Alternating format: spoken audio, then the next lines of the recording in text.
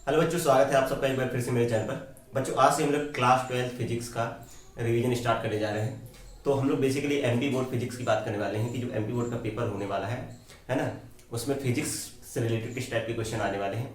जो MP board ने जो ब्लूप्रिंट भेजा है उसके हिसाब से हम लोग देखेंगे कि हर यूनिट में किस टाइप के क्वेश्चन पूछने जा रहे हैं और उनके हम लोग आंसर को भी समझने का प्रयास करेंगे। तो हम लोग यूनिट वाइज बात करेंगे। सबसे पहले हम लोग बात करते हैं यूनिट नंबर 1। तो यूनिट नंबर 1 जो है स्थिर वैद्युतिकी है। उस यूनिट नंबर 1 में स्थिर वैद्युतिकी में कुल टोटल 9 मार्क्स के क्वेश्चंस आने हैं अगर हम लोग बात करें, है ना। तो इसमें एक 5 मार्क्स का क्वेश्चन है और एक 2 मार्क्स क्वेश्चन है और 2 ऑब्जेक्टिव है। तो यूनिट नंबर 1 जो है वो है स्थिर वैद्युत। ठीक है, स्थिर वैद्युत। यूनिट नंबर 1 क्या है? स्थिर वैद्युत। स्थिर वैद्युत। स्थिर वैद्युत से हमें पता है टोटल 9 मार्क्स के क्वेश्चन आने, है ना। 9 मार्क्स को अगर हम लोग बात करें, इससे टोटल 9 मार्क्स के क्वेश्चन आने हैं, जिसमें 2 ऑब्जेक्टिव हैं, एक 2 मार्क्स क्वेश्चन है और एक 5 मार्क्स का क्वेश्चन है। अब स्थिर वैद्युतिकी में 2 चैप्टर हैं। कौन कौन से? है ना, विद्युत आवेश एवं विद्युत क्षेत्र। ठीक है, विद्युत आवेश एवं क्षेत्र। विद्युत आवेश एवं विद्युत क्षेत्र एक चैप्टर ये है। दूसरा चैप्टर जो है इसमें विद्युत विभव एवं धारिता। विभव एवं धारिता। विभव एवं धारिता। तो इस यूनिट में 2 चैप्टर हैं। इन दोनों से मिला के हमें जो है 9 मार्क्स के क्वेश्चन आने हैं। ठीक है, जिसमें से 2 ऑब्जेक्टिव है, एक 2 मार्क्स क्वेश्चन है और एक 5 मार्क्स क्वेश्चन है। तो चलिए देखते हैं इस चैप्टर से किस टाइप के क्वेश्चन पूछे जाएंगे एग्जाम में। तो सबसे पहले हम लोग बात करते हैं, जैसे इस चैप्टर का नाम है विद्युत, स्थिर वैद्युत। तो सबसे पहले इसमें जो पहला क्वेश्चन होता है वैद्युत, या हम समझे विद्युत आवेश। ठीक है, विद्युत आवेश, या फिर हम सिर्फ आवेश बात करें, चार्ज। तो पूछा जाता है आवेश क्या होता है या आवेश के गुण बताइए। तो जिस प्रकार किसी वस्तु में गुण होता है द्रव्यमान का, उस प्रकार किसी वस्तु में एक गुण होता है आवेश का। ठीक है, तो ये वस्तु का मूलभूत गुण है। वस्तु का मूलभूत गुण है। ठीक है, मूलभूत गुण है आवेश, वस्तु का मूलभूत गुण है। अब हमसे आवेश के गुण पूछे जाते हैं एग्जाम में। जैसे अगर 2 मार्क्स क्वेश्चन आएगा तो आवेश के गुण पूछेगा। तो आवेश के गुण हम लोग बताएं तो सबसे पहला, आवेश 2 प्रकार के होते हैं। ठीक है, कितने प्रकार के होते हैं? 2 प्रकार के। 2 प्रकार के होते हैं आवेश, एक प्लस आवेश और एक माइनस आवेश। आप, मैं शॉर्ट में समझाऊंगा, आप अपनी कॉपी में नोट्स बनाते समय लिख सकते हैं। आवेश 2 प्रकार के होते हैं, एक धन आवेश और एक ऋण आवेश। ठीक है, दूसरा गुण अगर हम बात करें, आवेश सजाती आवेशों में, सजाती आवेशों में। ठीक है, ये रिवीजन बेटा है, रिवीजन तो हम लोग थोड़ा फास्ट पढ़ेंगे। ठीक है, सजाती आवेशों में क्या होता है? प्रतिकर्षण होता है। प्रतिकर्षण मतलब प्लस प्लस या फिर माइनस माइनस में क्या होगा? प्रतिकर्षण होगा। तीसरा, विजातीय आवेशों में, विजातीय आवेशों में। ठीक है, विजातीय आवेशों में क्या होता है? आकर्षण होता है। अगर एक प्लस का है एक माइनस का है तो उनमें क्या होगा? आकर्षण होगा। ठीक है, चाहे प्लस माइनस माइनस प्लस एक ही बात है। आवेश और आप क्या लिख सकते हैं? आवेश अदिश राशि है। आवेश अदिश राशि है, ये गुण लिख सकते हैं। आवेश अदिश राशि है। ठीक है, आवेश संरक्षित होता है। आवेश संरक्षित होता है। ठीक है, आवेश योज्य होता है। क्योंकि ये अदिश राशि है, इसे हम लोग एक अदिश की तरह जोड़ घटा सकते हैं। योज्य होता है। ठीक है, आवेश योज्य होता है। इसका अगर मात्रक की बात करें, आवेश के मात्रक की, तो आवेश का मात्रक क्या है? मात्रक जो होता है वो कूलाम होता है। कूलाम। ठीक है, इसे हम लोग C से रिप्रेजेंट करते हैं, कूलाम आवेश का मात्रक। संकेत अगर बात करें आवेश का, संकेत हमें याद रखना है। संकेत हम Q या बड़ा Q या छोटे Q से रिप्रेजेंट करेंगे। तो अगर हमसे आवेश के गुण पूछते हैं, ठीक है, एक और गुण जो इंपॉर्टेंट होता है, आवेश क्वांटीकृत होता है। ठीक है, आवेश, मैं भूल गया था लिखना, आवेश कैसा होता है? आवेश क्वांटीकृत होता है। ये भी इंपॉर्टेंट गुण है। तो बहुत इंपॉर्टेंट गुण है ये वैसे। तो 2 मार्क्स क्वेश्चन हमसे पूछा जा सकता है, आवेश के गुण बताइए। तो आवेश गुण में आप इतने सारे गुण में से कोई 2 गुण लिख लीजिएगा, ठीक है। तो आवेश के ये गुण हो गए हमने वाला, ठीक। अब आगे बढ़ते हैं, ठीक है, आप इसे नोट कर लीजिए, मैं इसे रफ कर देता हूँ, फिर हम लोग आगे बढ़ते हैं। थोड़ा फास्ट पढ़ेंगे, रिवीजन है क्योंकि। तो ये मैंने बताया आवेश के गुण बताए, ठीक है, आवेश क्या होता है, आवेश के गुण बताए। अब नेक्स्ट टॉपिक पे हम लोग बात करते हैं आवेश का, इंपॉर्टेंट है वो भी क्वांटीकरण। आपसे डेफिनेशन लिखने को आ सकती है, आवेश का क्वांटीकरण को परिभाषित करें, ठीक है। तो आवेश का क्वांटीकरण समझते हैं। आवेश का क्वांटीकरण, क्वांटीकरण, क्वांटाइजेशन ऑफ चार्ज, आवेश का क्वांटीकरण क्या होता है, ठीक है। क्वांटीकरण, क्वांटीकरण का मतलब ये है, ठीक है, क्वांटा मतलब होता है पैकेट, आवेश का क्वांटीकरण, आवेश का क्वांटीकरण, आवेश का क्वांटीकरण, ठीक है, क्वांटीकरण। तो आवेश का क्वांटीकरण का सिद्धांत, ठीक है, क्वांटीकरण का सिद्धांत, आवेश का क्वांटीकरण का सिद्धांत। तो आवेश का क्वांटीकरण का सिद्धांत क्या है बेटा, आवेश का क्वांटीकरण का सिद्धांत अगर हम समझे तो किसी वस्तु पे जो आवेश होता है एक निश्चित न्यूनतम मान का पूर्ण गुणज होता है, ठीक है। मान लो एक दो वस्तु है ए और बी, तो एक वस्तु से अगर इससे इलेक्ट्रॉन निकलेगा, अगर इससे इलेक्ट्रॉन निकलेगा, मान लो एक इलेक्ट्रॉन निकला, तो इस पे जो चार्ज आएगा वो कैसा आएगा, प्लस ई, और इसको इलेक्ट्रॉन मिलेगा तो माइनस ई होगा। इससे 2 इलेक्ट्रॉन अगर निकले तो यहाँ पे +2e चार्ज होगा, यहाँ पे -2e, ठीक है, चार्ज की बात कर रहे हैं। इससे अगर 3 इलेक्ट्रॉन निकलेंगे तो इस पे चार्ज कितना होगा, +3e होगा। अगर मान लो इस n इलेक्ट्रॉन निकल गए तो इस पे चार्ज कितना होगा, +ne, और मान लो इसको n इलेक्ट्रॉन मिल गए तो -ne होगा। तो हम लोग कहते हैं क्वांटीकरण के अनुसार किसी वस्तु पे जो चार्ज होता है Q बराबर ne होता है, +-ne। अगर किसी वस्तु से n इलेक्ट्रॉन निकलेंगे तो उस पर +ne चार्ज होगा, है ना, इलेक्ट्रॉन निकलता है तो उस पर कैसे चार्ज आता है, प्लस, और इलेक्ट्रॉन मिलेगा तो माइनस आएगा, तो Q बराबर +-ne, इसे बोलते हैं आवेश के क्वांटीकरण का सिद्धांत। तो इसको लिखते हैं अपन, किसी वस्तु पे जो आवेश होता है, किसी वस्तु पे जो आवेश होता है एक निश्चित न्यूनतम मान का पूर्ण गुणज होता है। इस निश्चित न्यूनतम मान को अपन मूल आवेश या मूल इलेक्ट्रॉनिक आवेश कहते हैं, ठीक है। क्वांटीकरण के अनुसार किसी वस्तु पे आवेश एक निश्चित न्यूनतम मान का पूर्ण गुणज होता है, ठीक है। इस निश्चित न्यूनतम मान को हम लोग बोलते हैं मूल आवेश या मूल इलेक्ट्रॉनिक आवेश, और इस सिद्धांत को बोलते हैं आवेश का क्वांटीकरण, ठीक है। ये आवेश का क्वांटीकरण का सिद्धांत हो गया।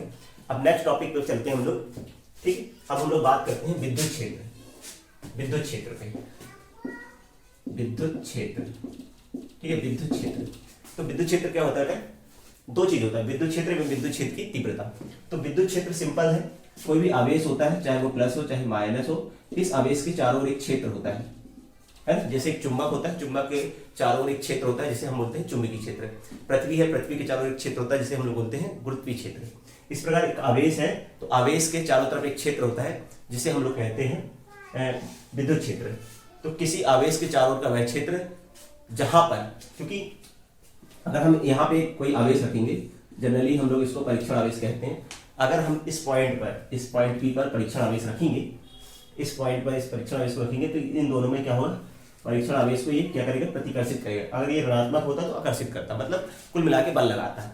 तो किसी आवेश के चारों ओर का वह क्षेत्र जहां पर अन्य आवेश बल का अनुभव करता है, ठीक है, किसी आवेश के चारों ओर का वह क्षेत्र जहां पर अन्य आवेश मतलब परीक्षण आवेश बल का अनुभव करता है, उसे हम विद्युत क्षेत्र कहते हैं, ठीक है। ये विद्युत क्षेत्र की परिभाषा, किसी आवेश के चारों ओर का वह क्षेत्र जहां पर अन्य आवेश बल का अनुभव करता है, उसे हम लोग विद्युत क्षेत्र कहते हैं। अब बोलते हैं विद्युत क्षेत्र की तीव्रता क्या है, विद्युत क्षेत्र की तीव्रता, ठीक है। तो कहीं पे विद्युत क्षेत्र है तो उसको मेजरमेंट कैसे करते हैं, नापेंगे कैसे, विद्युत क्षेत्र है तो उसको नापना ही पड़ेगा, या कहाँ पे विद्युत क्षेत्र ज्यादा है या कम है कैसे पता चलेगा, वो पता चलता है विद्युत क्षेत्र की तीव्रता से। तो मान लेते हैं इस बिंदु P पर रखे परीक्षण आवेश पर बल लग रहा है, क्योंकि ये बल इस पे लगा रहा है। मान लेते हैं कि परीक्षण आवेश इस आवेश के कारण इस परीक्षण आवेश पर ये बिंदु P पर रखा है, इस पर जो बल लग रहा है वो हम लोग मान लेते हैं कि F बल लग रहा है, इस पे F बल लग रहा है इस Q0 पे, ठीक है, Q0 पे बल लग रहा है। कितना बल लग रहा है, F। तो इस बिंदु पर रखे परीक्षण आवेश पे कितना बल लग रहा है, तो F। तो इस बिंदु पर परीक्षण आवेश की तीव्रता हो जाएगी F/Q0, ठीक है, F/Q0। प्रति एकांक आवेश पे लगने वाले बल को हम लोग कहते हैं विद्युत क्षेत्र की तीव्रता। ठीक है, क्यू आवेश पे कितना बल लग रहा है, क्यू आवेश पे लग रहा है एफ, तो एक आवेश पे कितना लगेगा एफ बट्टे एक गुलाम आवेश पे, क्यू गुलाम है ना, क्यू आवेश पे एफ बल लग रहा है, तो एक पे कितना लगेगा एफ बाई क्यू। इसे बोलते हैं उस बिंदु पर विद्युत क्षेत्र की तीव्रता। यह सिंपल सी हम परिभाषा बोलते हैं। यदि हम क्यू की वैल्यू को 1 कर दें, ठीक है, 1 गुलाम, तो ई बराबर कितना हो जाता है एफ अपॉन 1। ठीक है, तो हम इसको लिख सकते हैं, या फिर सिर्फ इसको 1 लिख F E is equal to F हो जाएगा ना। E is equal to F क्या हो गया, तो विद्युत क्षेत्र के कैसे लिख सकते हैं अपन, विद्युत क्षेत्र के किसी बिंदु पर रखे, विद्युत क्षेत्र के किसी बिंदु पर रखे, विद्युत क्षेत्र के किसी बिंदु पर रखे एकांक आवेश पर लगने वाले बल को, ई बराबर एफ हो गया, ई मतलब विद्युत क्षेत्र की तीव्रता। तो विद्युत क्षेत्र के किसी बिंदु पर रखे एक गुलाम आवेश पे लगने वाले बल को हम क्या कहते हैं, विद्युत क्षेत्र की तीव्रता कहते हैं। ठीक है, विद्युत क्षेत्र के किसी बिंदु पर रखे एकांक धनावेश पे लगने वाले बल को क्या बोलते हैं, बल को ही विद्युत क्षेत्र की तीव्रता कहते हैं। अब हमसे एग्जाम में क्या क्वेश्चन पूछे जाते हैं, एक तो ये इसकी डेफिनेशन हो गई, दूसरा चीज हमसे इसके मात्रक और विमी सूत्र पूछे जाते हैं। ठीक है, मात्रक और विमी सूत्र, तो हमको ई का मात्रक ही पता होना चाहिए। ई का मात्रक की बात करें, ई का मात्रक, ई का मात्रक अपन निकाल सकते हैं यहाँ से, फोर्स की यूनिट होगी न्यूटन और चार्ज की होगी कूलाम, तो ये हम लिखते हैं न्यूटन पर कूलाम, न्यूटन प्रति कूलाम, ये तो इसका मात्रक हो गया। अब विमी सूत्र की बात करते हैं, विमी सूत्र, तो विमी सूत्र की बात करें ई का, तो एफ का विमी सूत्र, एफ मतलब बल, बल का विमी सूत्र, ठीक है, बल का विमी सूत्र होता है एम एल टी की पावर -2, और आवेश का जो विमी सूत्र होता है, आवेश का हमें विमी सूत्र याद रखना है, आवेश का ये भी लिखा जा सकता है, आवेश का विमी सूत्र, ये भी पूछा जाता है ऑब्जेक्टिव में, आवेश का विमी सूत्र होता है AT। ये कहाँ से आया, क्योंकि हमें पता है I बराबर Q बाई टी, धारा, ठीक है, धारा, धारा बराबर होती है तो Q बराबर I इंटू टी, धारा गुणित समय, आवेश बराबर धारा गुणित समय, आवेश का होता है, ठीक है, तो आवेश का विमी सूत्र हो जाएगा एम्पियर, मतलब एम्पियर का हो गया A और टी का हो गया टाइम है, तो A इंटू टी, ये आवेश का विमी सूत्र है। तो हमें अगर ई का विमी सूत्र निकालना है तो एफ का विमी सूत्र अपॉन में क्यू का विमी सूत्र, ठीक है, तो यहाँ से जाएगा एम एल टी पर -3 ए की पावर -1, ये क्या आ जाएगा, आवेश का विद्युत क्षेत्र की तीव्रता का विमी सूत्र। ठीक है, तो आपको विद्युत क्षेत्र की तीव्रता का फार्मूला रखना है, E is equal to F by Q naught, इसकी मात्रक न्यूटन प्रति कूलाम, ये सब ऑब्जेक्टिव पूछे जाते हैं। आवेश का विमी सूत्र AT और विद्युत क्षेत्र की तीव्रता का विमी सूत्र एम एल टी पर -3 ए की पावर -1, ये क्या है, ठीक, विद्युत क्षेत्र की तीव्रता। ठीक, अब बात करते हैं इस चैप्टर का जो बहुत ही इंपॉर्टेंट टॉपिक है, वो है कूलाम्स लॉ। ठीक है, कूलाम्स लॉ की डेफिनेशन समझ लेते हैं और उसका फार्मूला क्या होता है उसे समझ लेते हैं। ठीक,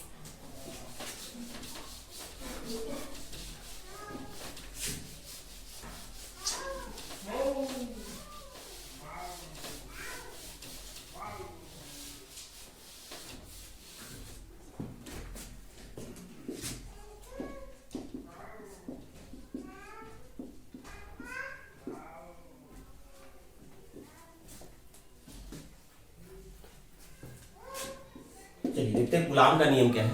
तो कूलाम का नियम, तो दो आवेशों के बीच में बल लगता है, ये तो ठीक है कि अगर दो आवेश हैं इनके बीच में बल लगेगा, Q1 Q2 है, अगर दो आवेश हैं, मान लो दो आवेश हैं, इनके बीच की दूरी r है, अगर दो आवेश रखे हैं Q1 Q2 तो इनके बीच में बल तो लगता है, चाहे आकर्षण या प्रतिकर्षण बल लगेगा, बल तो लगेगा, दो आवेश हैं एक दूसरे को आकर्षित करेंगे या प्रतिकर्षित करेंगे। तो कूलाम का नियम क्या कहता है, कूलाम ने बताया दो आवेशों के बीच, है ना, दो आवेशों के बीच लगने वाला जो बल होता है, इन दोनों आवेशों के बीच मान लेते हैं बल F लग रहा है, तो जो बल होता है दोनों आवेशों के बीच लगने वाला बल, वो दोनों आवेशों के परिमाणों के गुणनफल के अनुक्रमानुपाती होता है। F समानुपाती Q1 Q2 और F इज व्युत्क्रमानुपाती या inversely proportional to r square. इन दोनों के बीच लगने वाला बल जो होता है वो इनके बीच की दूरी के वर्ग के व्युत्क्रमानुपाती होता है। ठीक है, ये कूलाम का नियम कहता है कि F समानुपाती Q1 Q2 और F व्युत्क्रमानुपाती, जब हम इन दोनों को मिलाते हैं तो Q1 Q2 by r square ये हमें मिलता है।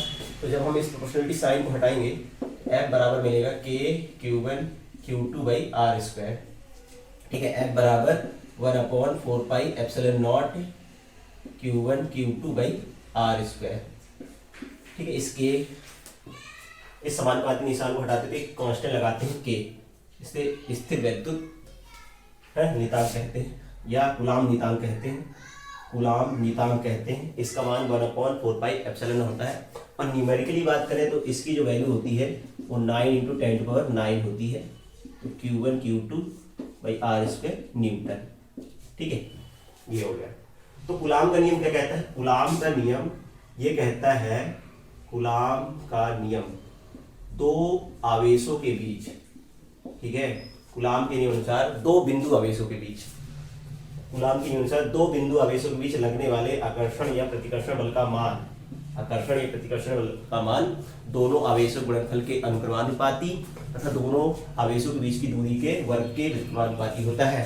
तो F समानुपाती Q1 Q2, F व्युत्क्रमानुपाती है ना, F व्युत्क्रमानुपाती r² या F समानुपाती 1/r², ऐसे लिखेंगे।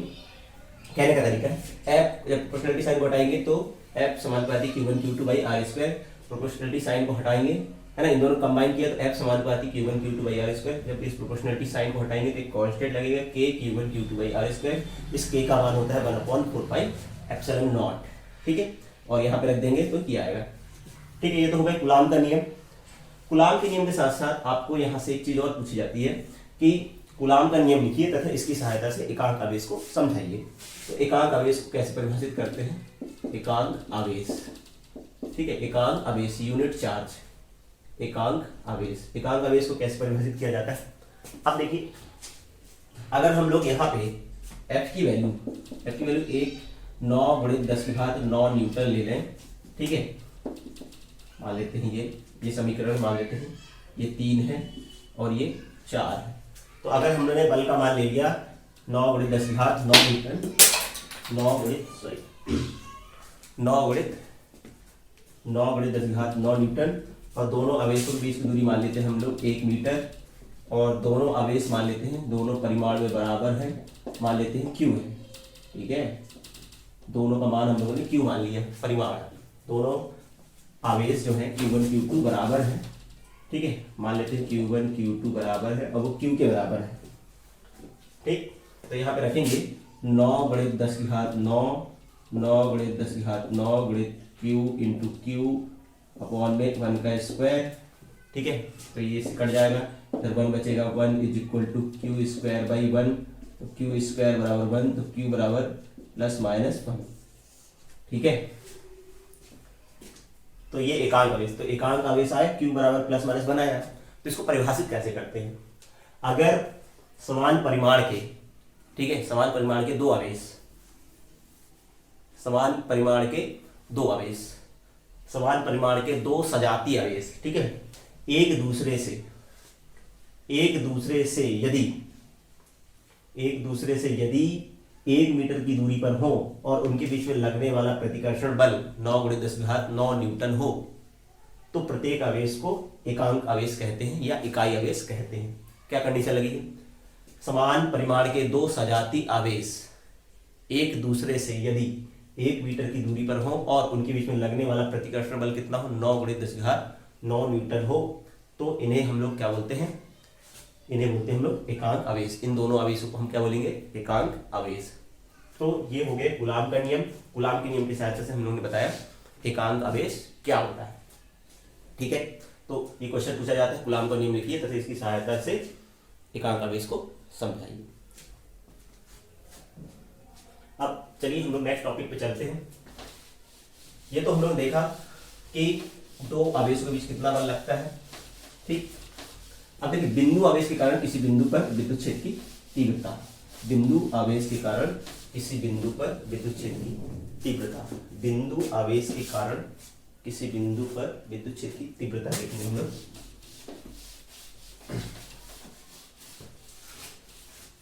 ठीक, बिंदु आवेश के कारण किसी बिंदु पर विद्युत क्षेत्र की तीव्रता, बिंदु आवेश के कारण, बिंदु आवेश के कारण किसी बिंदु पर विद्युत क्षेत्र की तीव्रता। ठीक है, बिंदु आवेश के कारण किसी बिंदु पर विद्युत क्षेत्र की तीव्रता। मान लेते हैं Q आवेश है, इससे R दूरी पर एक बिंदु P है। यहाँ पे हम लोग को विद्युत क्षेत्र की तीव्रता निकालनी है। ठीक है, इससे r दूरी पर हमें विद्युत क्षेत्र की तीव्रता की गणना करनी है। तो सबसे पहले हम इस बिंदु पर परीक्षण आवेश को रखेंगे। तो प्लस क्यू के कारण इस बिंदु पर रखे आवेश पे लगने वाला बल कितना मान लेते हैं, F लग रहा है। तो F बराबर कितना हो जाएगा, F बराबर K Q1 Q2 है बाई आर स्क्वायर। तो F बराबर K Q1 हो गया Q और Q2 हो गया मतलब Q नॉट अपॉन इनके बीच की डिस्टेंस R। ये फार्मूला हो जाएगा। इसके कारण इस पे लगने वाला बल, इस आवेश के कारण इस परीक्षण आवेश पे लगने वाला बल कितना हो गया, ठीक है। तो इस बिंदु पर, बिंदु P पर विद्युत क्षेत्र की तीव्रता EP, बिंदु P पर विद्युत क्षेत्र की तीव्रता EP बराबर F बटे Q नॉट। तो F की वैल्यू ये है K Q not R square upon Q not. तो Q नॉट से Q नॉट कट गया, तो K Q by R square EP इस बिंदु पर विद्युत क्षेत्र की तीव्रता होगी। और इस K का मान कितना है बेटा, इस K का मान कितना है, इस K का मान है 1/4 pi epsilon naught Q by R square Newton पर कूलम। तो इस आवेश से r दूरी पर विद्युत क्षेत्र की तीव्रता कितनी होती है, 1/4 pi epsilon naught Q by R square. ये बिंदु आवेश के कारण किसी बिंदु पर क्या है, विद्युत क्षेत्र की तीव्रता है। तो ये फार्मूला है, बिंदु आवेश के कारण एक Q आवेश है, उससे r दूरी पर विद्युत क्षेत्र की तीव्रता कितनी होगी, ठीक है। तो 1/4 पाई एप्सिलॉन Q बटे R स्क्वायर। क्वेश्चन भी पूछा जाता है कि किसी बिंदु आवेश के कारण विद्युत क्षेत्र की तीव्रता किसके समानुपाती होती है। तो E समानुपाती या E व्युत्क्रमानुपाती R स्क्वायर या E समानुपाती 1/R स्क्वायर। बिंदु आवेश के कारण विद्युत क्षेत्र की तीव्रता दूरी के वर्ग के व्युत्क्रमानुपाती होती है, ठीक है। मतलब दूरी के साथ विद्युत क्षेत्र की तीव्रता क्या होती है, घटती है। तो ये बिंदु आवेश के कारण किसी बिंदु पर विद्युत क्षेत्र की तीव्रता है, इसे नोट कर लीजिए। फिर हम लोग नेक्स्ट टॉपिक से चलते हैं।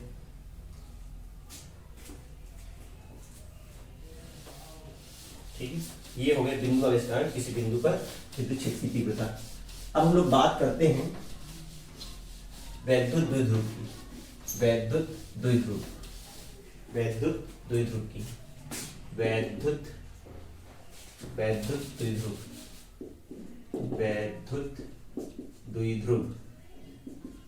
द्विध्रुव या बोलते हैं हम लोग इलेक्ट्रिक डायपोल, ठीक है, वैद्युत द्विध्रुव। तो वैद्युत द्विध्रुव होता क्या है, ठीक है। वैद्युत द्विध्रुव से मतलब है दो पोल है ना, मान लेते हैं दो आवेश हैं समान परिमाण के हैं लेकिन विजाती हैं, मतलब एक प्लस का एक माइनस का, द्विध्रुव, दो ध्रुव होने थे, एक प्लस एक माइनस, तो इसे हम लोग बोलते हैं द्विध्रुव, एक प्लस का और एक माइनस का है, ठीक। तो इनके बीच की दूरी मान लेते हैं 2L है। तो दो आवेश हैं जिनके बीच की समान परिमाण के हैं, परिमाण जिनका सेम है लेकिन नेचर अपोजिट है। तो इस सिस्टम को जब समान परिमाण के विजातीय आवेश एक दूसरे से अल्प दूरी पर रखे हों तो इस निकाय को हम लोग बोलते हैं वैद्युत द्विध्रुव। क्या परिभाषा है, समान परिमाण के विजातीय आवेश अगर एक दूसरे से अल्प दूरी पर स्थित हो, रखे हों, तो इस निकाय को हम लोग बोलते हैं वैद्युत द्विध्रुव। इस वैद्युत द्विध्रुव का द्विध्रुव अगुण निकाला जाता है, ठीक है। वैद्युत द्विध्रुव अगुण या द्विध्रुव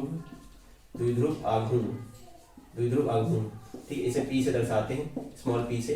द्विध्रुव अगुण होता है कोई भी एक आवेश का परिमाण हुए दोनों आवेशों के बीच की दूरी, आवेश का परिमाण गुणित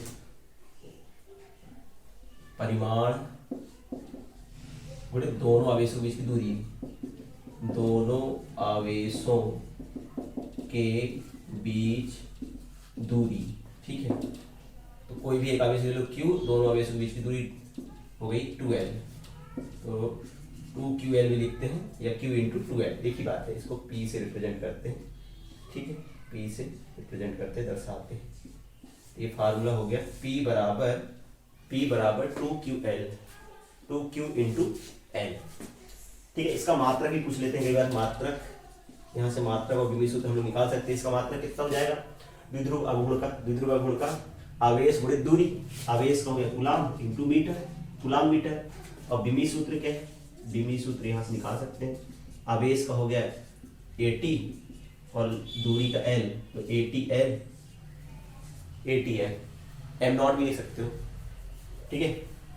तो ATL, अब ये सब भी सूत्र है, कूलाम इंटू मीटर मात्रक हो गया, अभी भी सूत्र हो गया ATL, ठीक है। वैद्युत द्विध्रुव, वैद्युत द्विध्रुव क्या है, अगर समान परिमाण के विजातीय आवेश एक दूसरे से अल्प दूरी पर रखे हों तो इस निकाय को हम लोग क्या कहते हैं, वैद्युत द्विध्रुव कहते हैं।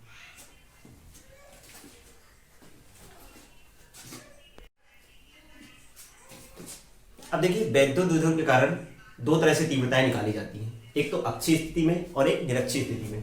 तो वैद्युत द्विध्रुव के कारण अक्षीय स्थिति में वैद्युत क्षेत्र की तीव्रता, इसके बाद हम लोग निरक्षीय स्थिति में देखेंगे। ये दोनों क्वेश्चन बोर्ड एग्जाम के लिए बहुत इंपॉर्टेंट होते हैं, ये दोनों क्वेश्चन 5 मार्क्स में आ सकते हैं। तो सबसे पहले देखिए वैद्युत द्विध्रुव है, एक वैद्युत द्विध्रुव है, जो एक वैद्युत द्विध्रुव मान लेते हैं, ये ए भी एक वैद्युत द्विध्रुव है जो प्लस क्यू और माइनस क्यू आवेश से मिलकर बना है, ठीक है। एक वैद्युत द्विध्रुव ए भी है जो प्लस क्यू और माइनस क्यू आवेश से मिलकर बना है, ये हमको लिखना है लैंग्वेज में।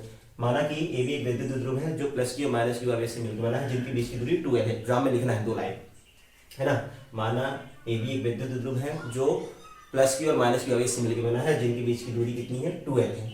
इसके मध्य बिंदु O से R दूरी पर एक बिंदु P है जहां पर हमें विद्युत क्षेत्र की तीव्रता की गणना करनी है, ठीक है। ये 4 लाइन आपको लिखनी है। क्या क्या लिखेंगे, माना ए भी एक विद्युत द्विध्रुव है जिनकी, है ना, जो प्लस क्यू और माइनस क्यू आवेश से मिलकर बना है, जिनके बीच की दूरी 2l है। इसके मध्य बिंदु O से R दूरी पर एक बिंदु P है जहां पर विद्युत क्षेत्र की तीव्रता की गणना करनी है। इसके बाद हम लोग कैलकुलेशन करेंगे, ठीक है। तो अब यहाँ पे तीव्रता निकालनी है बिंदु P पर, तो बिंदु P पर तीव्रता 2 आवेश कारण होगी, प्लस क्यू और एक माइनस क्यू आवेश के कारण होगी। अभी हम लोगों ने क्या सीखा, एक फार्मूला कि अगर एक प्लस आवेश है, इससे R दूरी पर विद्युत क्षेत्र की तीव्रता कितनी होती है। तो अभी हमने सीखा था कि इसके कारण तीव्रता जो होती है 1/4πε/q/r²। अब यहाँ पे R और इस वाले R का मतलब अलग अलग है ना। अगर यहाँ मतलब उसकी आवेश से बिंदु की दूरी है, आवेश से बिंदु P की दूरी को R कह रहे हैं हम लोग। अब इस केस में 2 आवेश है, एक प्लस आवेश और एक माइनस आवेश है। तो इस प्लस आवेश के कारण इस प्लस क्यू आवेश के कारण इस बिंदु P पर विद्युत क्षेत्र की तीव्रता, ठीक है।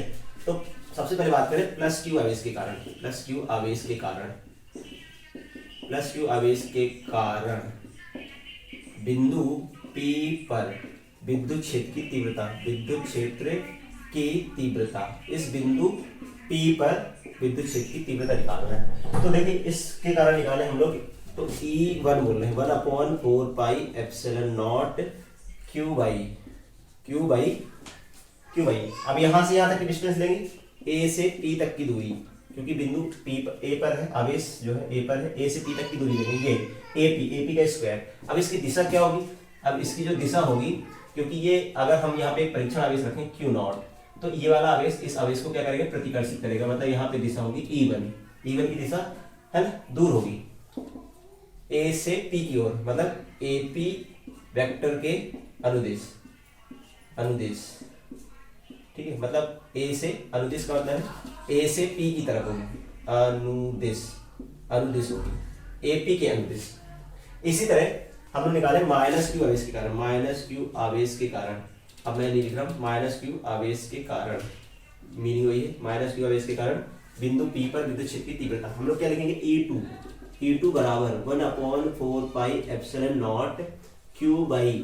देखिए माइनस क्यू आवेश के कारण इस बिंदु P पर दिख रहा है, माइनस क्यू आवेश के कारण, तो यहां से यहां तक की दूरी कितनी है, इस माइनस क्यू से P तक की दूरी जो है वो कितनी कहलाएगी, ये जो दूरी है, ठीक, B से P तक की दूरी, उसको हम BP लिखेंगे, BP का स्क्वायर। अब इसकी दिशा क्या आएगी, इसकी दिशा जो आएगी, क्योंकि ये माइनस है, ये परीक्षण आवेश धनात्मक है, तो इसको आकर्षित करेगा। इसकी दिशा यहाँ होगी, E2 की दिशा इस दिशा होगी, P से, है ना, PB के अनुदिश, PB के अनुदिश होगी, PB के अनुदिश होगी, ठीक है। अच्छा, तो बिंदु P पर तीव्रता अगर देखें, तो बिंदु P पर तीव्रता हमें निकालना है। तो बिंदु P पर कुल तीव्रता, तो इसके कारण तीव्रता, इस प्लस क्यू आवेश के कारण तीव्रता इतनी है, माइनस क्यू आवेश के कारण तीव्रता इतनी है, ठीक है। अब हम लोग क्या करते हैं, यहाँ पे दोनों को जोड़ते हैं, क्योंकि इसकी दिशा इधर है, इसकी दिशा इधर है, ठीक। तो क्या आएगी विद्युत क्षेत्र की तीव्रता। अब देखिए AP बड़ा है कि BP, तो हमें पता है AP बड़ा है, AP छोटा है और BP बड़ा है, तो ये जो वैल्यू है ये छोटी है, तो ये आंसर बड़ा होगा, और ये वैल्यू बड़ी है तो ये आंसर।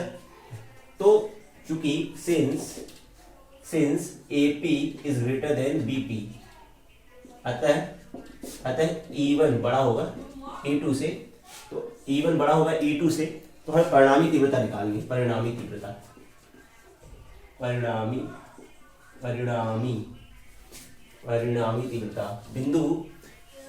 बिंदु P पर परिणामी तीव्रता, बिंदु P पर परिणामी तीव्रता निकालना है, बिंदु P पर परिणामी तीव्रता निकालना है, वो होगी परिणामी तीव्रता E बराबर होगा E1 माइनस E2 होगा परिणामी तीव्रता। तो E बराबर E1 कितना, 1/4 pi epsilon naught Q upon AP का square minus 1/4 pi epsilon naught Q upon BP का स्क्वायर। ठीक है, जो कॉमन है 1/4 पाई एप्सिलॉन नॉट Q, ये कॉमन है 1/AP का स्क्वायर माइनस 1/BP का स्क्वायर। अब देखिए AP और BP की वैल्यू निकाले हम लोग। AP कितना है, AP मतलब A से P तक की दूरी। अब देखिए ये जो है ना, ये यहाँ से O से P तक की दूरी, O से P तक की दूरी कितनी है, O से P तक की दूरी जो है वो R है, और ये दूरी कितनी है L, क्योंकि ये मिड पॉइंट है, ये डिस्टेंस L होगी।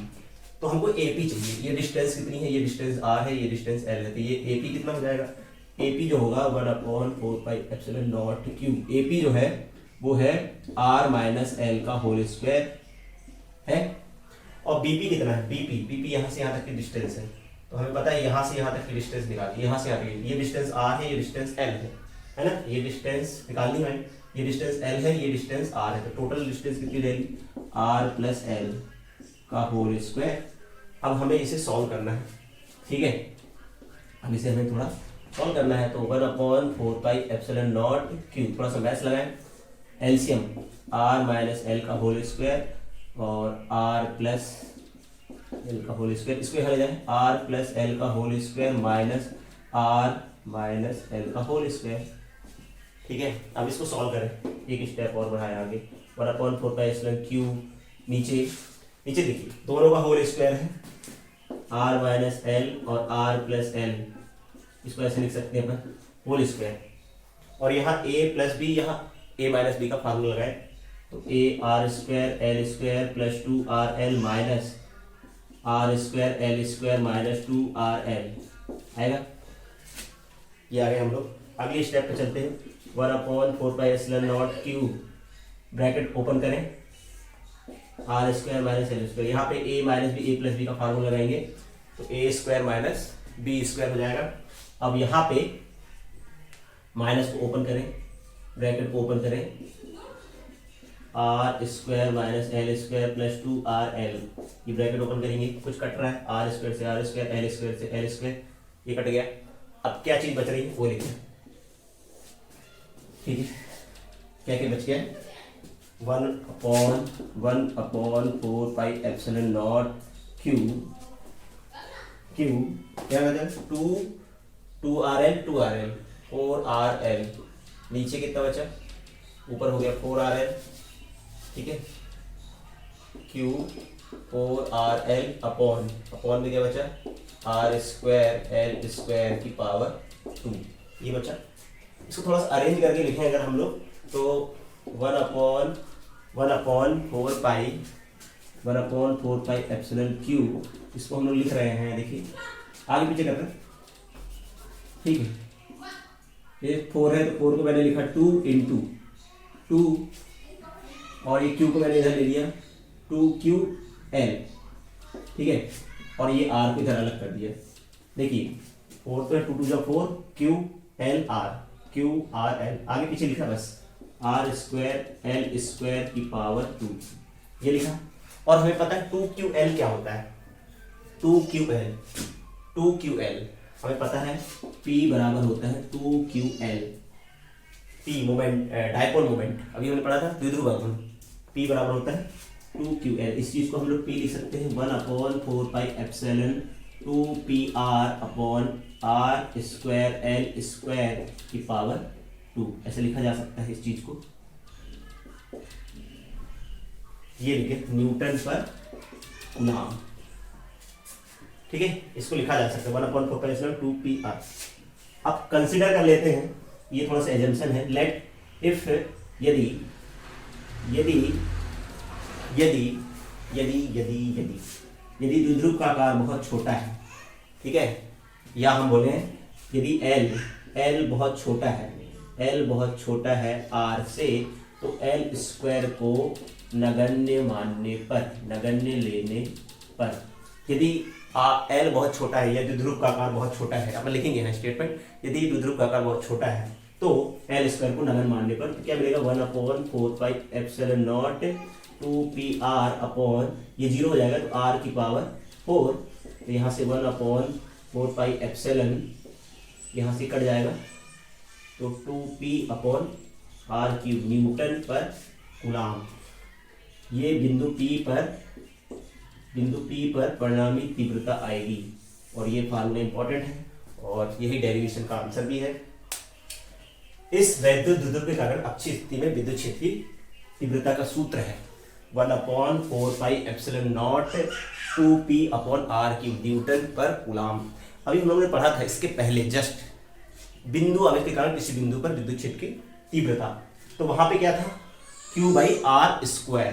ये क्वेश्चन कई बार पूछा जाता है, बिंदु आवेश के कारण किसी बिंदु पर विद्युत क्षेत्र की तीव्रता, बिंदु आवेश के कारण जो तीव्रता होती है वो दूरी के वर्ग के व्युत्क्रमानुपाती होती है, लेकिन द्विध्रुव के कारण तीव्रता, द्विध्रुव के कारण किसी बिंदु पर तीव्रता दूरी के घन के व्युत्क्रमानुपाती होती है, दूरी के घन के व्युत्क्रमानुपाती। ये भी ऑब्जेक्टिव में क्वेश्चन पूछा जाता है, और ये क्वेश्चन, ये डेरिवेशन बहुत इंपॉर्टेंट है 4 मार्क्स क्वेश्चन के लिए, ठीक है, 5 मार्क्स के लिए इंपॉर्टेंट है, इसे नोट कर लीजिए। चलिए अब देखते हैं द्विध्रुव के कारण निरक्षीय स्थिति में विद्युत क्षेत्र की तीव्रता कितनी होती है। तो मान लेते हैं एक वैद्युत द्विध्रुव है, तो हमें कब देखना है निरक्षीय स्थिति में, ठीक है, निरक्षीय स्थिति इसको कई तरीके से बोलते हैं, निरक्षीय स्थिति, अनुप्रस्थ स्थिति एक ही बात है, ठीक है। निरक्षीय स्थिति में विद्युत क्षेत्र की तीव्रता, निरक्षीय स्थिति किसके कारण, द्विध्रुव के कारण, निरक्षीय स्थिति में विद्युत क्षेत्र की तीव्रता, ठीक है, समझ आएगा, शॉर्ट में लिख देता हूँ, विद्युत क्षेत्र की तीव्रता। अब मान लेते हैं एक वैद्युत द्विध्रुव है, फिर वही सेम ए भी एक वैद्युत द्विध्रुव है जो प्लस q और माइनस q आवेश से मिलकर बना है, इनके बीच की दूरी 2l है, इसके मध्यबिंदु O से इसके निरक्ष पर, ऐसे लिखेंगे, इसके मध्यबिंदु O से इसके निरक्ष पर r दूरी पर एक बिंदु P है, जहां पर हमें विद्युत क्षेत्र की तीव्रता की गणना करनी है या विद्युत क्षेत्र की तीव्रता ज्ञात करनी है। तो सबसे पहले इस प्लस q आवेश के कारण, तो प्लस q आवेश के कारण, क्योंकि अगर हम यहाँ एक परीक्षण आवेश रखें Q0, तो ये प्लस को क्या करेगा, रिपेल करेगा, इसकी जो डायरेक्शन होगी वो इधर होगी, मान लेते हैं वो E1 है, E1 की दिशा ये हो गई, इसके कारण यहाँ पर विद्युत क्षेत्र की दिशा ये होगी, ठीक है। तो अच्छा ये तो बात हो गई। अब E1 के कारण, तो E1 मतलब प्लस q आवेश के कारण, बिंदु P पर विद्युत क्षेत्र की तीव्रता, ठीक है, कितनी आएगी, मान लेते हैं वो E1 है, E1 हो जाएगा 1/4πε0 q/, डिस्टेंस का स्क्वायर, A से P तक की दूरी, AP का स्क्वायर, ठीक है, AP का स्क्वायर, और इसकी दिशा कहाँ रहेगी, A से P की तरफ, ठीक है, A से P की तरफ, अलॉन्ग AP, A से P की तरफ रहेगी। चलिए ठीक है, अच्छी बात है। इसी तरह माइनस q आवेश के कारण, इस माइनस q आवेश के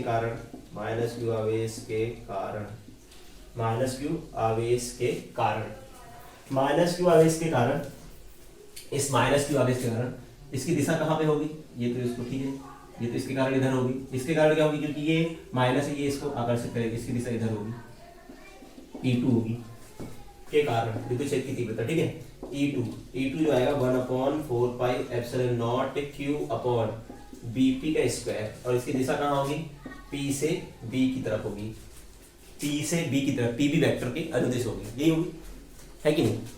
अब बात करते हैं, अब देखिए, अब इस केस में जो E1 और E2 है वो ना तो क्षैतिज दिशा में ना तो ऊर्ध्वाधर दिशा में, इंक्लाइन है, तो अपन को इसके घटक करना पड़ेंगे, कंपोनेंट। मान लेते ये थीटा है एंगल, ये भी थीटा है, तो ये थीटा है तो ये भी थीटा होगा, एकांतर कोण, अगर ये थीटा है तो ये भी थीटा होगा संगत कोण, ये दोनों संगत कोण है क्योंकि ये समांतर रेखा है, ठीक है, ये दोनों समांतर है तो इसलिए संगत एकांतर कोण बराबर होंगे, संगत कोण भी बराबर होंगे।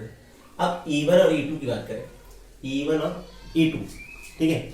अब चलिए इसके दो घटक करेंगे, E1 के दो घटक हो जाएंगे, एक घटक इस दिशा में होगा, वो होगा जिसके साथ थीटा होता है, अगर तो वेक्टर होता है ये थीटा है, आर है तो इसके दो घटक होते हैं, आर कॉस थीटा और एक होता है आर साइन थीटा। तो जिसके साथ थीटा होता है उसके साथ कॉस कंपोनेंट आता है, कॉस घटक आता है। तो E1 के साथ इसको क्षैतिज घटक आ जाएगा, E1 cos theta, E1 cos theta क्षैतिज घटक जो होगा वो होगा E1 कॉस थीटा और इसका ऊर्ध्वाधर घटक हो जाएगा E1 साइन थीटा। इसी तरह E2 के दो घटक होंगे, इसके साथ थीटा लगा है तो इस घटक आएगा E2 cos थीटा और नीचे एक घटक आएगा E2 sin थीटा, ठीक है।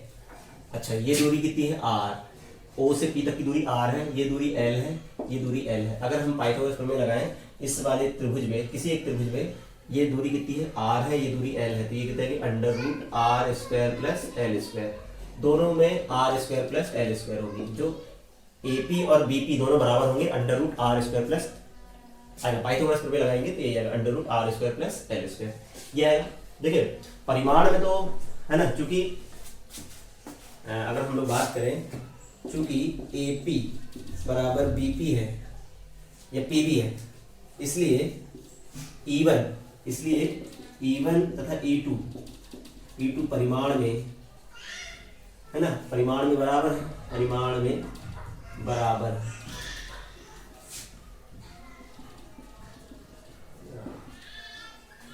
E1 E2 परिमाण में बराबर है, दोनों का मैग्नीट्यूड दोनों का सेम है क्योंकि ये भी under root R square plus L square है, ये दोनों बराबर है।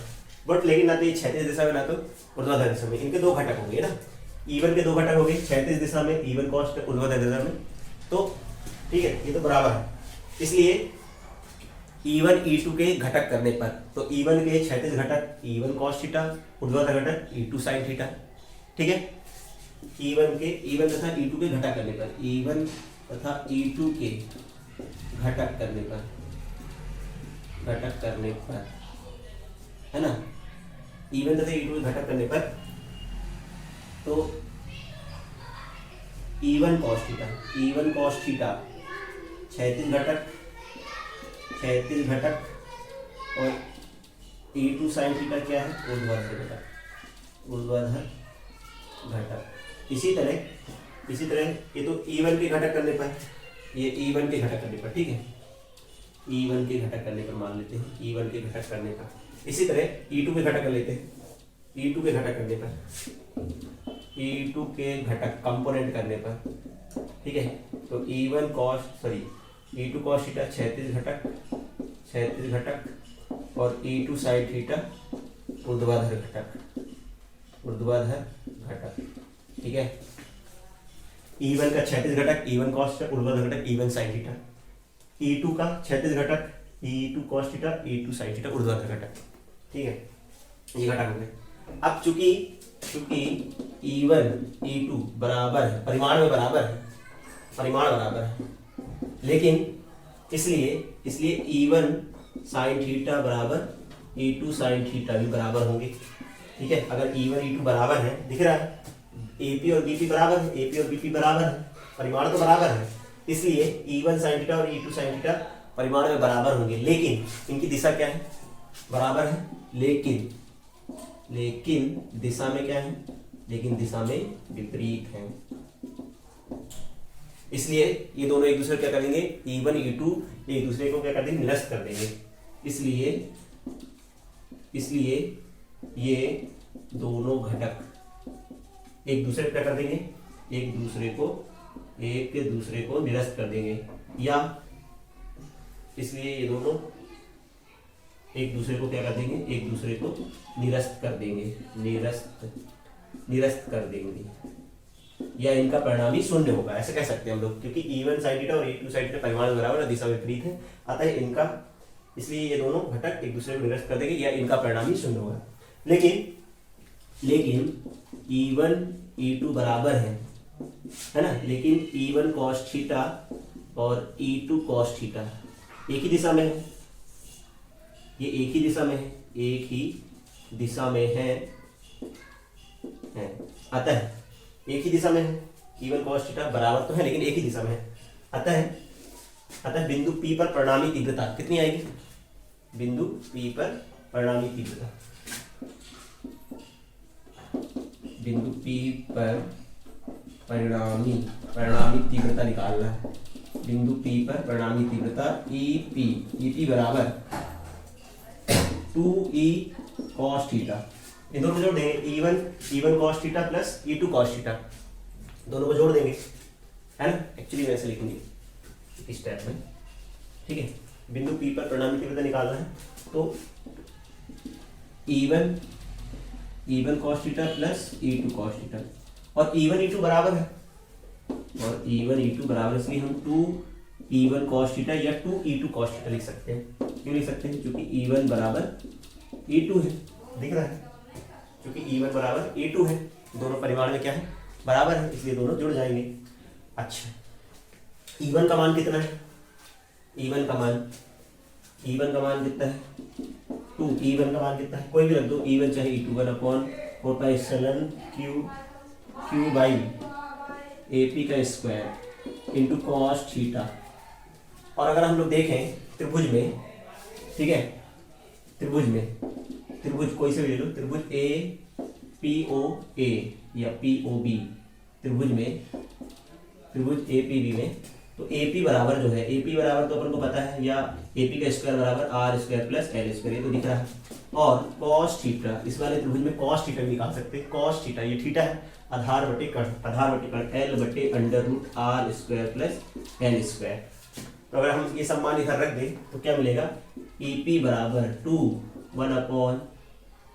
1/4 pi epsilon naught Q R square L square into cos theta L upon under root R square L square, ये है, ये सब वैल्यू रख दी हमने।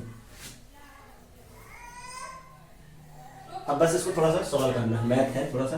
अब EP बराबर देखिए कैसे लिखेंगे, ये 2 into 1 into Q into L, तो ये जाएगा 2QL अपॉन में 1/4 पाई एप्सिलॉन नॉट, ऐसा करके लिख सकते हैं, और नीचे R स्क्वायर L स्क्वायर की power R square plus L square, देखिए ये रूट है ना, रूट को हम 1/2 लिख सकते हैं, इस रूट को, ये root under root L square plus L square R square plus L square, इसको पावर 1/2 लिखा जा सकता है।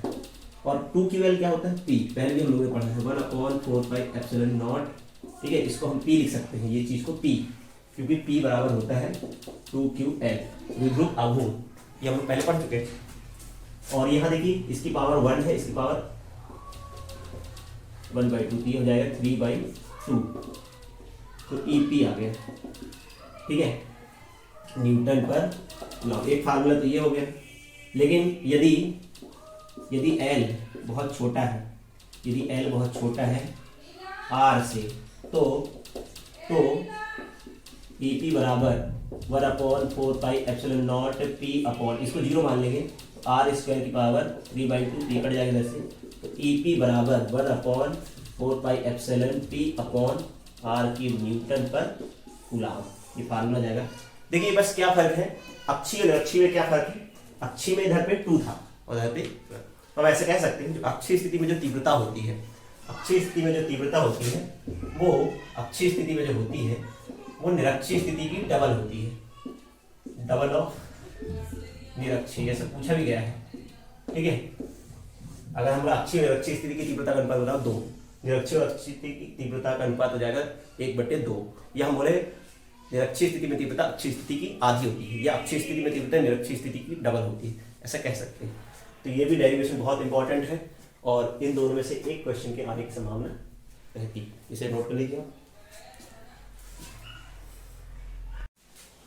चलिए अब नेक्स्ट टॉपिक पे बात करते हैं, जिसका नाम है विद्युत फ्लक्स, ठीक है, विद्युत फ्लक्स। तो पहले समझते हैं विद्युत फ्लक्स क्या होता है।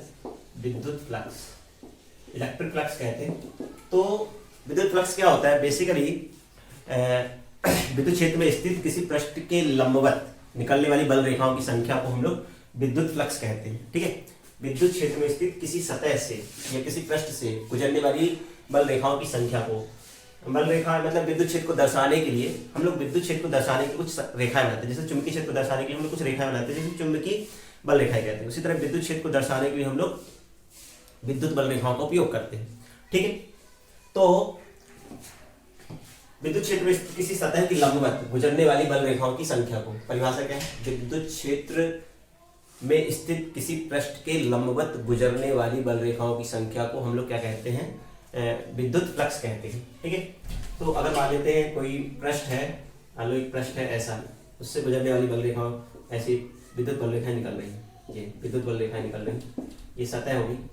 ठीक है, ds, और यहाँ से निकलने वाला ये विद्युत बल रेखाओं की संख्या, ये विद्युत बल रेखा ऐसी, या फिर हो सकता है कि सरफेस थोड़ा सा इंक्लाइन हो, है ना, और विद्युत बल रेखाएं ऐसे निकल रही हो, थोड़ा टेढ़ है, तो विद्युत बल रेखाएं ऐसे हो।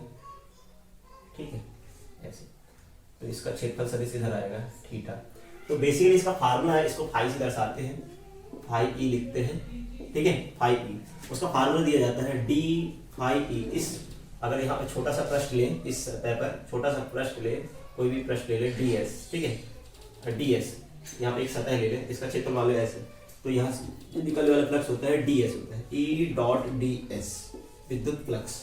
इस सतह से निकल वाला, किसी सतह से निकलने वाला विद्युत फ्लक्स का फार्मूला दिया जाता है डी फाई ई, छोटा सा फ्लक्स E ds। अगर हमको टोटल फ्लक्स निकालना है तो इसको इंटीग्रेशन कर देते हैं, ठीक है, इंटीग्रेशन कर देते हैं E ds, यहाँ क्लोज इंटीग्रेशन लगाते हैं, है ना, और इसको, इसका जाएगा फाई ई, इस सतह से निकलने वाला जो फ्लक्स हो जाएगा वो जाएगा E ये, ठीक है, E dot ds, E vector dot D vector. यहाँ पे E सदिश राशि है और ds भी एक सदिश राशि, क्षेत्रफल सदिश कहते हैं इस पे, क्षेत्रफल सदिश।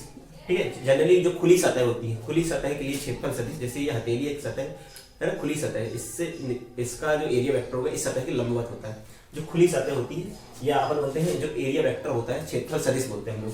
क्षेत्रफल सदिश की दिशा होती है तल के लंबवत होती है। ठीक है, तो इसमें क्षेत्रफल सदिश इधर होगा।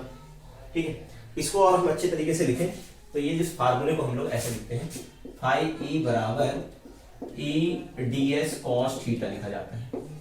ठीक है, E ds cos थीटा। अगर हम लोग बात करें, जैसे इस केस के लिए बात करें, इस केस में इसका क्षेत्रफल सदिश ये है, इसी दिशा में, है ना, इस केस में क्षेत्रफल सदिश इधर है और विद्युत बल रेखाएं भी इधर है, E भी इधर है और ds भी इधर है। तो इस केस में जो थीटा की वैल्यू कितनी है, 0 है, cos 0 है ना, और 0 है तो फिर इसका मैक्सिमम वैल्यू आएगी फाई ई बराबर E ds cos 0 डिग्री, तो cos 0 डिग्री 1 होता है, तो E ds अधिकतम, ठीक है, अधिकतम क्षेत्रफल, अधिकतम फ्लक्स होगा। अगर क्षेत्रफल सदिश विद्युत क्षेत्र के समांतर है, उससे गुजरने वाला फ्लक्स क्या होगा, अधिकतम होगा। और यही चीज यदि ऐसे कर दे, सरफेस ऐसी है, ऐसी और विद्युत क्षेत्र ऐसे है, ऐसे, तो इसका क्षेत्रफल सदिश लंबवत होगा ds, और E इधर है, तो दोनों बीच में एंगल कितना हो जाएगा। फर्स्ट केस ये है। सेकंड केस, अगर थीटा की वैल्यू 90 डिग्री हो, ठीक है, 90 डिग्री हो तो फ्लक्स कितना हो जाएगा, फ्लक्स इस केस में E ds cos 90 हो जाएगा। cos 90 कितना होता है, 0, तो ये 0 हो जाएगा। तो क्वेश्चन ऐसे पूछा जाता है, यदि पृष्ठ देखिए, पृष्ठ ऐसे है, पृष्ठ ये और क्षेत्रफल सदिश इधर है, दो चीज होती है, क्षेत्रफल सदिश और पृष्ठ। यदि पृष्ठ विद्युत क्षेत्र के लंबवत है ना, पृष्ठ तो लंबवत है लेकिन क्षेत्रफल सदिश कहाँ समांतर होगा। यदि पृष्ठ विद्युत क्षेत्र के लंबवत है तो उससे गुजरने वाला फ्लक्स अधिकतम होता है। लंबवत से ये नहीं समझना कि 90 डिग्री नहीं, अगर क्षेत्रफल ऐसा है, ये पृष्ठ ऐसा है, क्षेत्रफल सदिश तो इधर आएगा, लंबवत, इस सतह के लंबवत होगा क्षेत्रफल सदिश, तो विद्युत क्षेत्र भी इधर है और क्षेत्रफल सदिश भी इधर है, लेकिन सतह लंबवत है। यदि सतह विद्युत क्षेत्र के लंबवत होता है तो उससे गुजरने वाला फ्लक्स अधिकतम होता है, अधिकतम, ये अधिकतम, ठीक है। और यदि पृष्ठ ऐसा है लेकिन क्षेत्रफल सदिश लंबवत हो जाएगा। यदि पृष्ठ विद्युत क्षेत्र के समांतर है तो उससे गुजरने वाला जो फ्लक्स होता है वो शून्य होता है, यह मिनिमम होता है, न्यूनतम होता है, ठीक है। तो विद्युत क्षेत्र में स्थित, है ना, विद्युत क्षेत्र में स्थित किसी सतह की लंबवत लिख सकते हैं, पर विद्युत क्षेत्र में स्थित किसी पृष्ठ के लंबवत गुजरने वाली बल रेखाओं की संख्या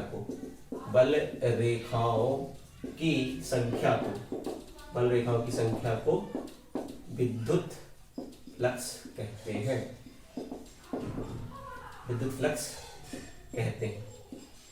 ठीक है, विद्युत फ्लक्स कहते हैं। एक तो ये डेफिनेशन हो गई। अब देखिए इसका अपन लोग बात कर लेते हैं विमीय सूत्र और मात्रा का अर्थ निकाल लेते हैं इसका फ्लक्स का। तो फार्मूला हमारे पास है, फार्मूला है क्या है, फार्मूला ये हमारे पास फ्लक्स का फार्मूला ये है, फ्लक्स का formula E ds cos theta है। ठीक है, E ds अब वेक्टर ही लगेगा। अब हमको E ds cos थीटा, अब हमको इसका विमीय सूत्र मात्रक निकालना है। तो मात्रक कैसे निकलेगा, मात्रक निकालना है, फाई का मात्रक निकालना है। फाई का मात्रक क्या है, E का मात्रक इंटू S का मात्रक या ds का मात्रक। ds मतलब है क्षेत्रफल। ठीक है, फाई cos फाई ये तो अनुपात है, लंबवत आधार बटे कर्ण, तो कोई इसका कोई मात्रक होगा नहीं। ठीक है, इसकी बात करें, E का मात्रक होता है न्यूटन प्रति कूलम और क्षेत्रफल का मात्रक होता है मीटर स्क्वायर। तो न्यूटन मीटर स्क्वायर कूलम की पावर -1। ये तो आगे इसका मात्रक हो गया। अब बात करते हैं अपन लोग विमीय सूत्र की बात करें तो विमीय सूत्र जो आएगा यहाँ पे, E का विमीय सूत्र क्या होता है निकाल सकते हैं। E मतलब होता है F मतलब बल, ml t की पावर -2 ये बल का हो गया, और at आवेश का हो गया, at इंटू क्षेत्रफल का l स्क्वायर ये आएगा। तो इसको अपन सॉल्व कर लेते हैं, क्या आएगा लास्ट में हमारे पास ml की पावर 3 t की पावर -3 a की पावर -1। ये क्या आ जाएगा हमारे पास, ये आ जाएगा विद्युत फ्लक्स का विमीय सूत्र। ठीक है, तो ये हम लोगों ने बात की किसकी, विद्युत फ्लक्स की। तो विद्युत फ्लक्स का फार्मूला है E ds cos थीटा, ये है। और मात्रा की बात करें न्यूटन मीटर स्क्वायर कूलम की पावर -1, विमीय सूत्र ml क्यूब t की पावर -3 a की पावर -1।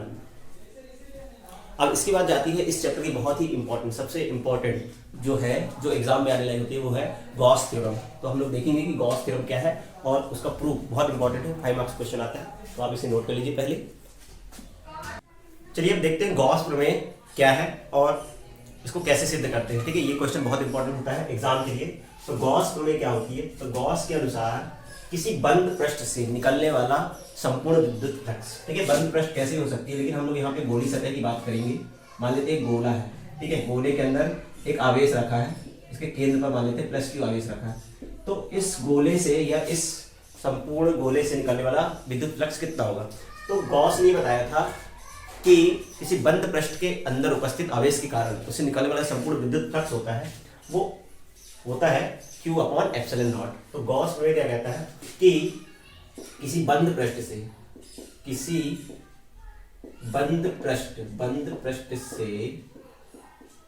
निकलने वाला या गुजरने वाला, किसी बंद पृष्ठ से गुजरने वाला, ठीक है, गुजरने वाला किसी बंद पृष्ठ से गुजरने वाला या निकलने वाला, ऐसे लिख सकते हैं, निकलने वाला संपूर्ण विद्युत फ्लक्स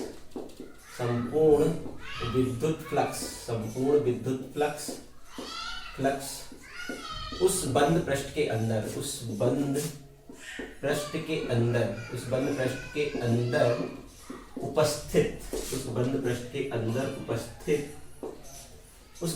अंदर उपस्थित कुल आवेश का 1/ε गुना होता है।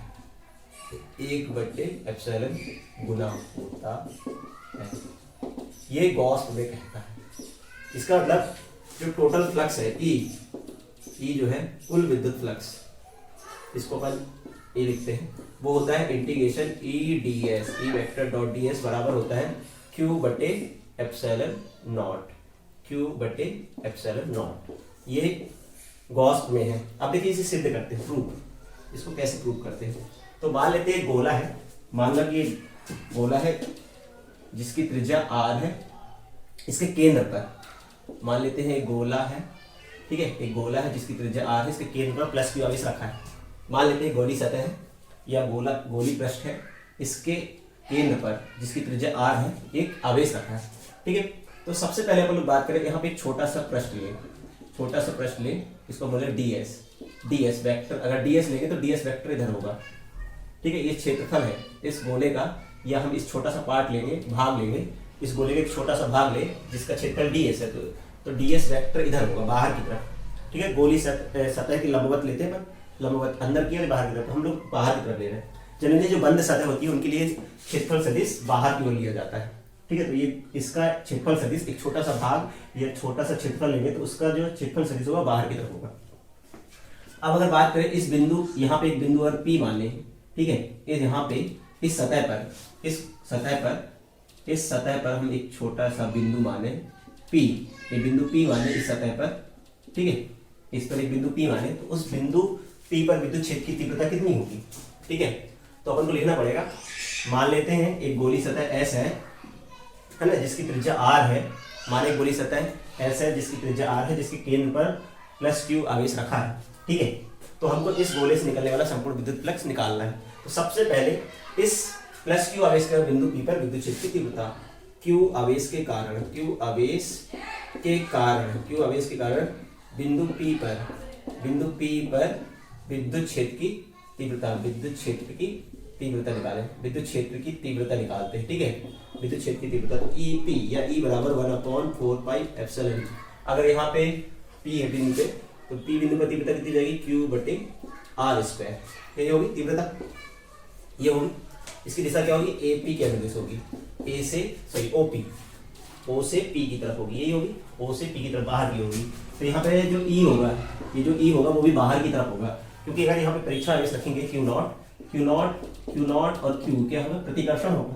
तो जहां पे बल लगता है ना, किसी बिंदु पर विद्युत क्षेत्र की तीव्रता की दिशा वही होती है जहां पर उस पर अगर परीक्षा आवेश लगे तो बल की दिशा जहां होगी।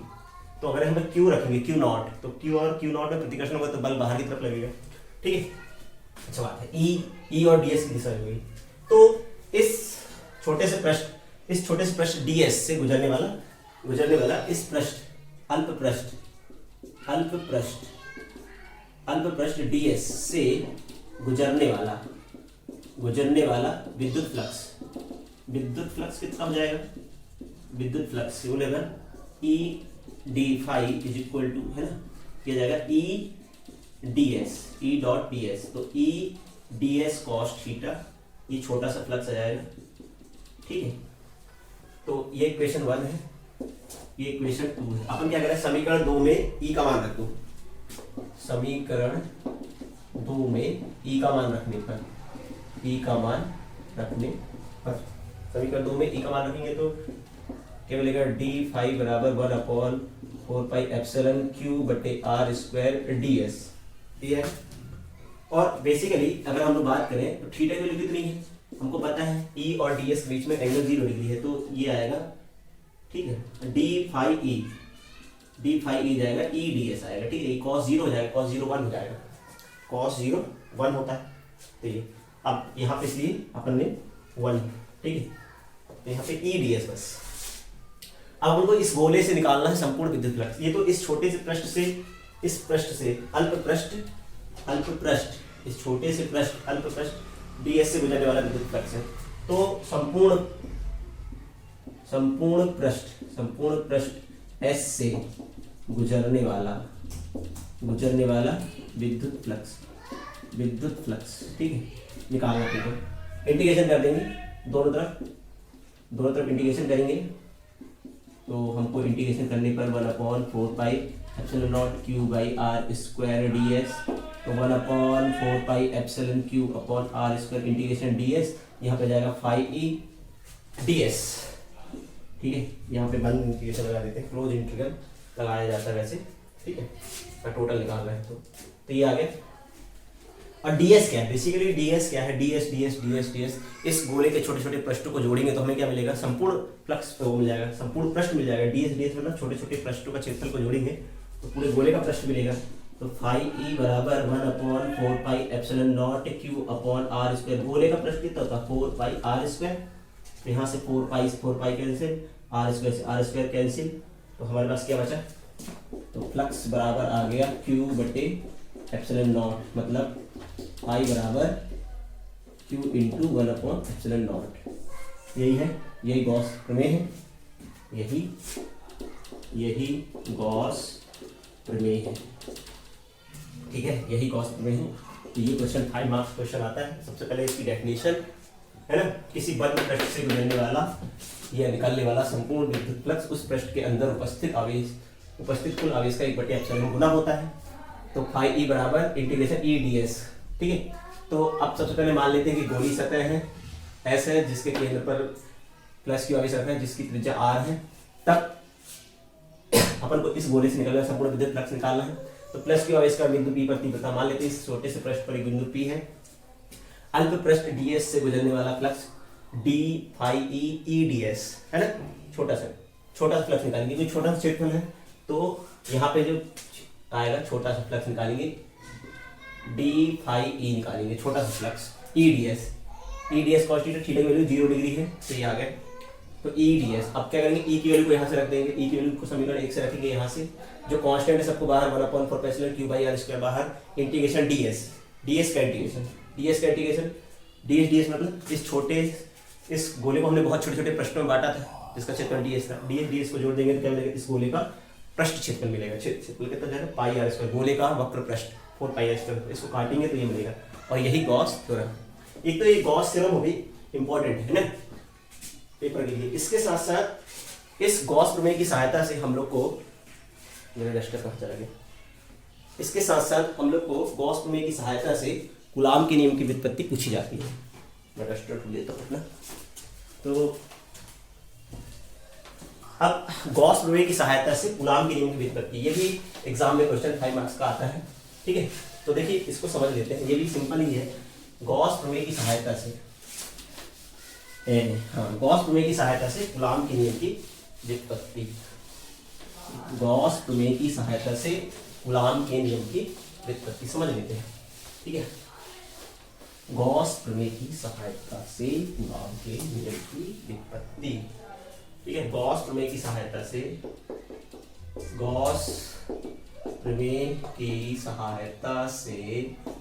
कूलाम के नियम की व्युत्पत्ति सिद्ध करना। ठीक है, गॉस के प्रमेय का उपयोग करते हुए कूलाम के नियम को सिद्ध करना है। कूलाम का नियम क्या होता है, दो आवेशों के बीच लगने वाला जो बल होता है Q1 Q2 के Q1 Q2 by are square, या फिर हम लोग लिखते हैं 1/4 pi epsilon naught Q1 2 by are square. यही तो है, यही तो क्या है, कूलाम का नियम है, हमें यही सिद्ध करना है।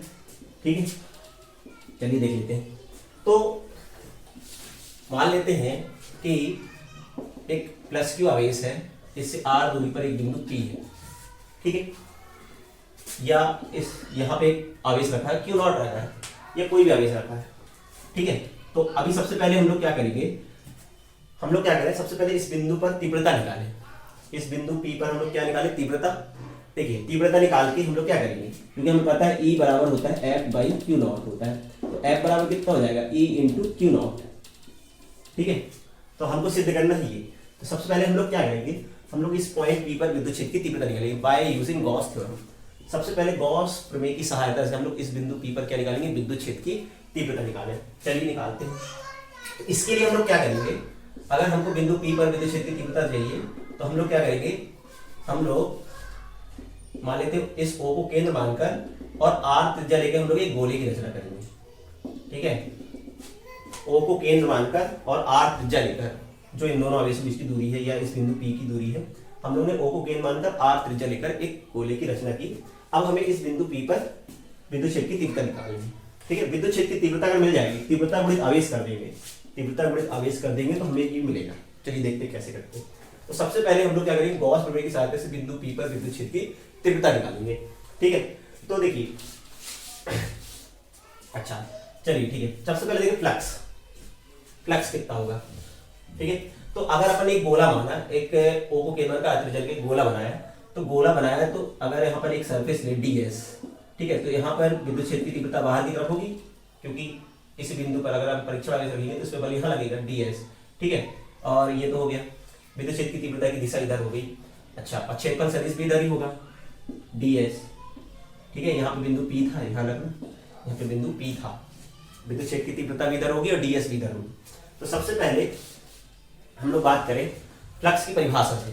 ठीक है, फ्लक्स की परिभाषा क्या कहती है, इस संपूर्ण गोले से निकलने वाला विद्युत फ्लक्स कितना होगा, फ्लक्स, इस गोले से निकलने वाला विद्युत flux E ds cos theta, cos theta, E ds, और थीटा की वैल्यू कितनी है, 0 डिग्री, तो इंटीग्रेशन E ds cos 0।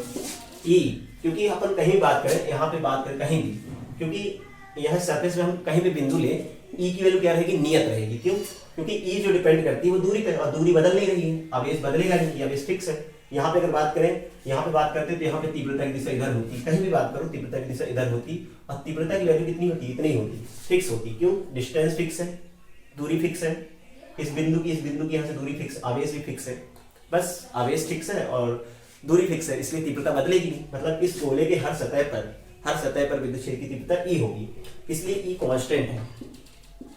ठीक है, क्योंकि अपन को पता है वैसे, लेकिन अभी तो मान लेते हैं हमको E को निकालना है। ठीक है, तीव्रता तो खैर दूरी पे डिपेंड करती है, क्योंकि इससे यहाँ की दूरी और इससे यहाँ की दूरी, क्योंकि गोला है इसकी त्रिज्या तो सेम होगी और आवेश भी सेम है, तो विद्युत क्षेत्र की तीव्रता हर जगह पे सेम होगी, मतलब E कांस्टेंट हो गया। ds, ठीक है, E ds मतलब इस गोले का क्षेत्रफल, वक्रपृष्ठीय क्षेत्रफल 4 पाई r स्क्वायर। तो ये फ्लक्स आ गया, ये क्या आ गई, फ्लक्स, ये फ्लक्स की परिभाषा से, फ्लक्स की परिभाषा से, ठीक है, फ्लक्स की परिभाषा से इस पूरे गोले से निकलने वाला संपूर्ण विद्युत फ्लक्स। पहले अपन ने इस छोटे फ्लक्स इससे निकाला, इस छोटे सतह से निकलने वाला फ्लक्स निकालेंगे, उसका इंटीग्रेशन कर देंगे। ठीक है, पहले इस सतह से निकालेंगे, ds से निकलने वाला, जैसे अभी किए थे, ds से निकलने वाला विद्युत flux d phi is equal to E ds cos theta. फिर संपूर्ण फ्लक्स से इस संपूर्ण पृष्ठ से निकलने वाला क्या निकालेंगे, पहले क्या निकालेंगे, विद्युत फ्लक्स निकालेंगे। तो फ्लक्स की परिभाषा से इस पूरे गोले से निकलने वाला विद्युत फ्लक्स इंटीग्रेशन कर दिया है, E ds cos theta, integration करके दिया गया।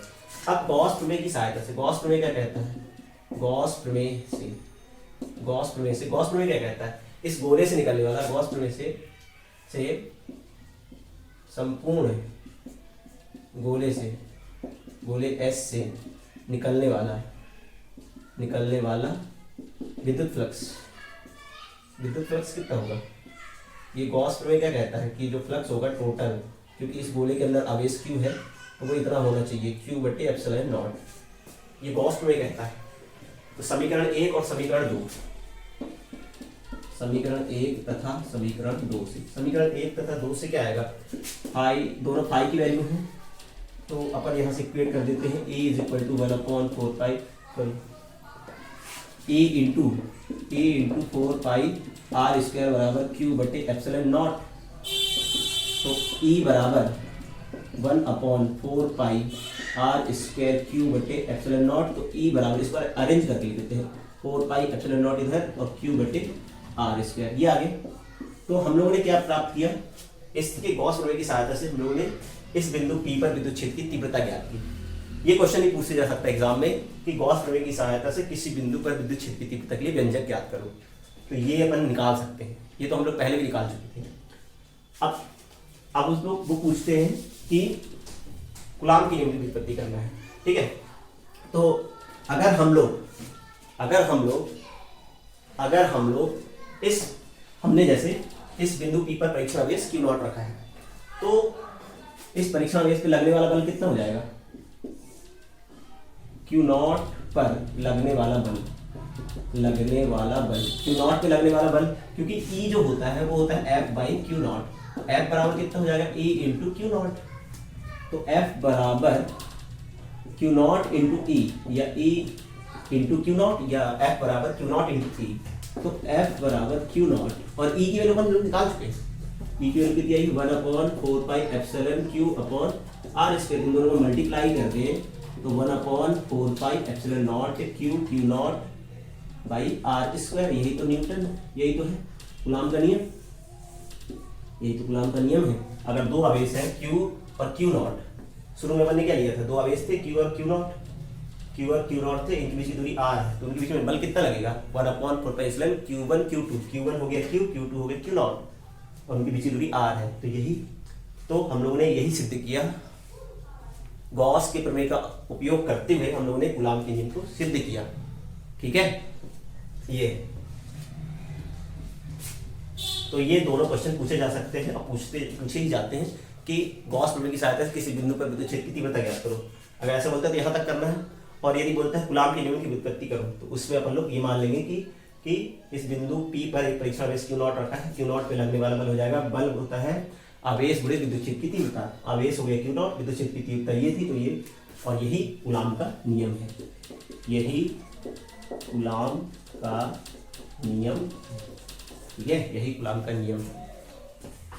तो ये बेटा मैंने पूरा चैप्टर नंबर 1, ठीक है, विद्युत आवेश विद्युत क्षेत्र पूरा आज के लेक्चर में खत्म कर दिया है। और पूरे इंपॉर्टेंट क्वेश्चन जो एग्जाम में आने लायक हैं, चाहे वो 2 मार्क्स हो, चाहे ऑब्जेक्टिव हो, चाहे वो 5 मार्क्स का, मैंने पूरे क्वेश्चन कंप्लीट करा दिए हैं। आप इस वीडियो को अच्छे से देखें और नोट्स बनाएं, हर चीज़ को समझें। किसी पॉइंट में अगर दिक्कत होती है तो आप कमेंट कर सकते हैं मुझे, ठीक है। Okay, thank you.